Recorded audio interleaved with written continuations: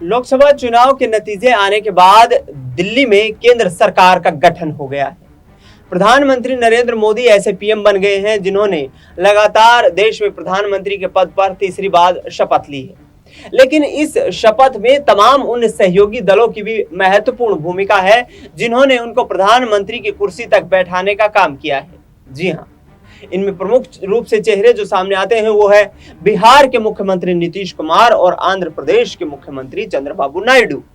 आपको बता दें कि बिहार में जिस तरीके की गतिविधियां, सियासी गतिविधियां दिखाई दी, एक तरफ तो यहां पर नीतीश कुमार के हाथ में जो बीजेपी का सिंबल चुनाव प्रचार के दौरान नजर आया, वो सिंबल यहां पर जेडीयू कार्यकर्ताओं को पसंद नहीं आया।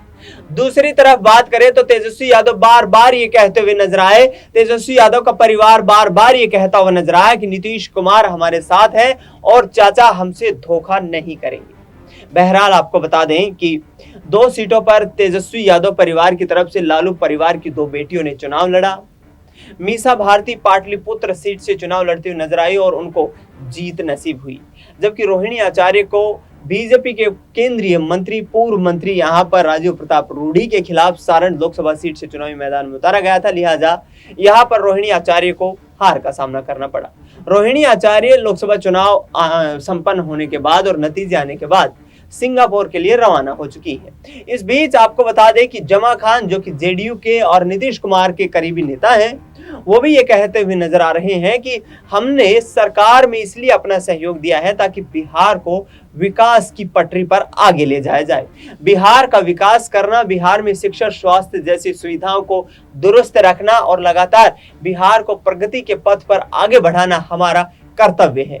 यानी कि जाहिर तौर पर कहीं ना कहीं एक तरफ रोहिणी आचार्य नीतीश कुमार को लेकर के सहानुभूतिपूर्वक सॉफ्ट एंगल दिखाती हुई नजर आ रही है, तो जमा खान भी यही कहते नजर आ रहे हैं कि नीतीश कुमार जो भी फैसले ले रहे हैं वो बिहार के हित में ले रहे हैं। सुनिए रोहिणी आचार्य और जमा खान नीतीश कुमार को लेकर के सरकार बनाने पर या आरजेडी को समर्थन देने पर क्या कुछ कहते हुए नजर आ रहे हैं। वही तो हम बोले कि अब रूडी जी बताएंगे ना। हाँ, गोलियां चलती है, चलती रहेंगी, तो रूडी जी से जवाब मांगिए। मंत्रिमंडल का विस्तार हो गया रोहिणी जी, लेकिन बिहार को कुछ नहीं मिला है, इस पे क्या कहिएगा? देख लीजिए, हाँ, सामने आ गया ना। यही ना विपक्ष बोलता था कि जब विपक्ष यही बोलता था ना, तो सच्चाई सब सामने आ गया। अब जनता डिसाइड करे। जनता से इन्होंने कितना सारा वादा किया था, झूठे वादे किए थे, क्या हुआ? ठन गोपाल बना दिया ना, फिर से जनता को कुछ नहीं दिया बिहार को। तेजस्वी कह रहे झुनझुना थमा दिया गया है। सही बात बोल रहा है ना। ये तो बिहार की जनता भी बोल रही है कि हम लोग को झुनझुना पकड़ा दिया गया। आकर के चुनाव में फिर से झांसा दे करके गए थे, फिर से वही झांसाबाजी, जुमलाबाजी हो गया। नीतीश कुमार को फिर से अपने पास लाइएगा क्या आप लोग अपने साथ? हम क्यों लेकर के आएंगे? वो बड़े हैं, उनसे आशीर्वाद हम लोग ले रहे हैं। अब चाचा जी आएंगे, कब आएंगे आशीर्वाद देने? अब चाचा जी से जाके पूछिए। हम लोग तो बाल बच्चे हैं, उनके आशीर्वाद मांग रहे हैं। आज भी आंध्र प्रदेश जाना था नीतीश जी को, चंद्रबाबू नायडू जी को मुख्यमंत्री शपथ में नहीं गए, शपथ ग्रहण में। तबियत खराब होगा उनका, तबियत खराब होगा, तो आराम करने दीजिए। सिंगापुर जा रही हैं आप? जा रहे अपने बच्चे लोग से मिलने के लिए, फिर 10 दिन के बाद आ रहे अपने सारण की जनता से, अपने जितने भी कार्यकर्ता हैं, जितने भी हमें जो वोट देने का जो काम किया है, सबका धन्यवाद करने, उनके बीच में रह करके। ये रोहिणी आचार्य उनकी बेटी है, उनके बीच में रह के काम करने के लिए 15 दिन के बाद आ रही है सारण। उनको तो सवाल करना ही है। जब हम विपक्ष के लोग हैं तो सवाल तो करेंगे ही करेंगे, उल्टा सीधा लोग बोलेंगे ही बोलेंगे। उस पर हमारा कभी आलोचना नहीं रहा, मैं आलोचना करता हूँ ऐसे लोगों का। निश्चित तौर पर जो सरकार बनी है हम लोग संतुष्ट हैं। हमारे नेता नीतीश कुमार जी पे हम लोग सबको बिलीव है, विश्वास है। नेता ने जो निर्णय लिया है उसी पर हम लोग चलते हैं, चलते रहेंगे। सरकार तो बना लिया, पर कितने साल ये सरकार चलेगी? 2 साल या 2.5 साल? बैसाखी पर है ये तो बैसाखी मतलब नहीं है। आपसी प्रेम, मोहब्बत, सौहार्द बनकर ये सरकार बनी है, जिसका नेतृत्व नीतीश कुमार जी ने किया है। निश्चित तौर पर नीतीश कुमार जी इसको सरकार को हम लोग 5 साल चलाएंगे।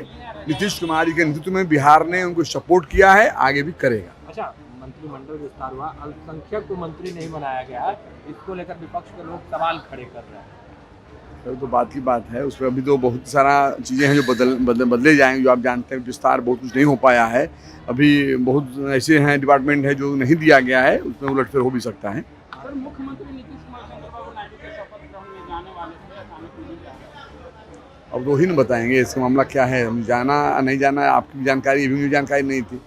जाना होगा तो अब सामने आएगा, नहीं जाना होगा तो कोई कारण होगा। कारण क्या, यही हो सकता है कि तबीयत ठीक न हो, नहीं जाना चाहें, यही ना हो सकता है। तेजस्वी यादव कह रहे हैं कि जब 0 सांसद थे तो हम लोगों का बिहार में क्या भूमिका है, इस बार तो 4 सांसद है, विधानसभा 25 में हम लोगों की सरकार आ रही है। सरकार आएगी नहीं आएगी वक्त समय बताएगा। ये जनता के ऊपर है, किसी के ऊपर नहीं है। ये जनता जनार्दन उसको चाहेगी, वो जज है, वही आ सकता है। वो बात की बात है। रही सवाल कि जो हमारा गठबंधन हुआ, जो हम लोग दिल्ली सरकार को बनाए, एनडीए में बना, निश्चित तौर पर बिहार में विकास होगा। बिहार के विकास के लिए हमारे नीतीश कुमार जी बड़ा परेशान रहते हैं, आप भी जानते हैं। उनका विचार यही है कि बिहार का विकास हो, उसके लिए हम लोग आगे भी कदम बढ़ाएं। बिहार अहम भूमिका में इस बार चिराग पासवान के 5 सांसद है, नीतीश कुमार जी के 12 सांसद है। अब बिहार के विशेष राज्य को दर्जा दिलवाया और बिहार को विशेष पैकेज, एकदम बिहार के विकास के लिए, बिहार के विशेष पैकेज के लिए हमारे नेता नीतीश कुमार जी पहले भी लगे हैं और आज भी लगे हैं। कोई चुनाव नहीं जीता, आप भी जानते हैं। मेरे पार्टी से चुनाव जीता तो नीतीश कुमार जी पहले बनाते। एक किशनगंज हम लोग लगे हुए थे कि चुनाव जीतते तो मुझे सब बनते, मैं भी जानता हूँ। अब तो मेरे पार्टी से कोई जीता नहीं, आप भी जानते हैं। बिहार से लोग गया नहीं हमारे पार्टी से, बाकी लोग हैं, उससे बात हो गई। बहुत सारा जो है विस्तार बाकी भी है।